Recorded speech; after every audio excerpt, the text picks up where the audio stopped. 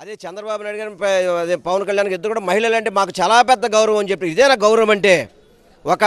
మహిళా చైర్పర్సన్కే దిక్కు లేకపోతే ఈ రాష్ట్రంలో మహిళలకి ఏ విధంగా జరుగుతున్నాయి అనేక అత్యాచారాలు జరుగుతున్నాయి అనేక ఆత్మహత్యలు జరుగుతున్నాయి అనేక మానభంగాలు జరుగుతున్నాయి వీటికి ఎక్కడైనా కనీసం మీరు ఒక్కరోజైనా కానీ దీని మీద రివ్యూ చేశారా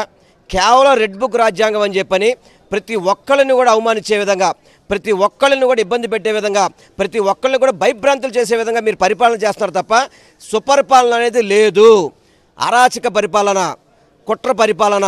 దౌర్జన్యాల పరిపాలన రౌడీజాల పరిపాలన ఈ రాష్ట్రంలో జరుగుతున్నాయి దీన్ని పూర్తిగా వైఎస్ఆర్సీపీ తరపున మేము పూర్తిగా ఖండిస్తున్నాం వారం రోజులకు మునుపు నుంచే కూడా ఈ పార్టీ కార్యక్రమం నిర్వహిస్తామని చెప్పి అందరికీ తెలిసినటువంటి పరిస్థితి ప్రీ ప్లాన్డ్గానే ఈ జనసేన టీడీపీ గుండాలు అక్కడ ప్రవేశించి దాన్ని సృష్టించారనుకోవచ్చా అంటే ఈ ప్రోగ్రామ్స్ అన్నీ కూడా చాలా సక్సెస్ అవుతున్నాయి ఏదైతే చంద్రబాబు షూరిటీ మోసం గ్యారంటీ కార్యక్రమం ఎందుకంటే వాళ్ళు ప్రజలకు మోసం చేశారు కాబట్టి ఈ ప్రోగ్రామ్కి జనాలు తండోపు వస్తున్నారు ఆ జనాలకి భయభ్రాంతులు చేసే విధంగా వాళ్ళు ఏదో ఇటువంటి కార్యక్రమాలు చేపడతారు మీరు ఎంత భయపడితే అంత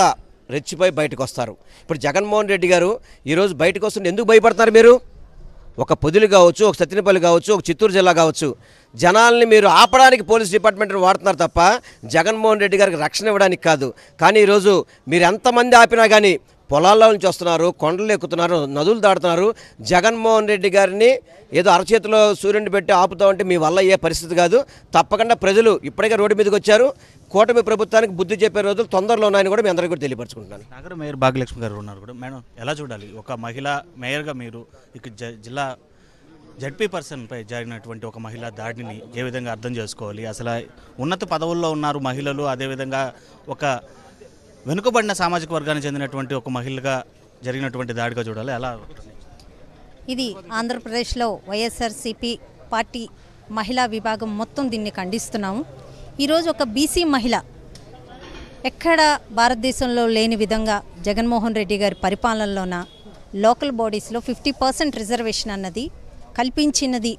మొట్టమొదటిసారిగా జగన్మోహన్ రెడ్డి గారని మేము గర్వంగా తెలియజేయగలం ఎందుకంటే జగన్మోహన్ రెడ్డి గారి పాలనలోన ఈరోజు బీసీ మహిళగా ఉన్న నేను కూడా విజయవాడ మేయర్గా ఉన్నాను అంటే అది జగన్మోహన్ రెడ్డి గారి ఆలోచన విధానం మహిళల్ని ముందుకు తీసుకురావాలి మహిళలు ఆర్థికంగా స్వలంబన పొందడమే కాకుండా పిల్లలు చదువులే కాకుండా ఇలా రాజకీయంగా కూడా బయటికి రావాలనే ఒక మంచి ఉద్దేశంతో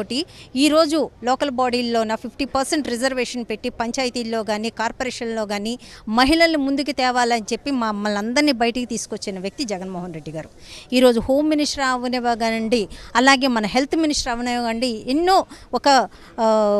ఉప ముఖ్యమంత్రి కానీ ఇన్ని రకాలుగా మహిళల్ని ప్రోత్సహిస్తూ మహిళలకు ఉన్నత స్థానాల్లో నించోబెట్టి ఉన్నతంగా చూసిన వ్యక్తి జగన్మోహన్ రెడ్డి గారు ఆయన పరిపాలనలోన మహిళలకి ఇంత విలువ ఇస్తే ఈరోజు మహిళలకి మేము పూర్తిగా విలువిస్తాము మహిళలే మాకు ప్రధానం అని చెప్పి